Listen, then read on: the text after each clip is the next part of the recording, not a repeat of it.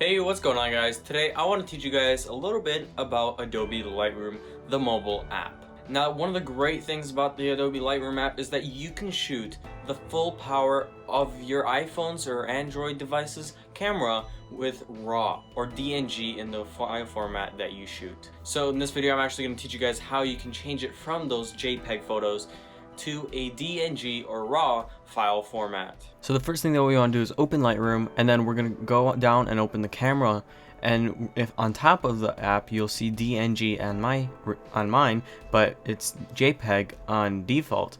But if you want to just change that to DNG and press that question icon if you have any questions about what this actually does. Alright, thanks for watching guys. I hope you guys enjoyed. I hope you guys learned a little bit about how to change your settings from JPEG to DNG or RAW and inside of Adobe Lightroom CC on your mobile device. Hope you guys can use all that power that your camera has into making great photos. Alright, see you guys. Bye.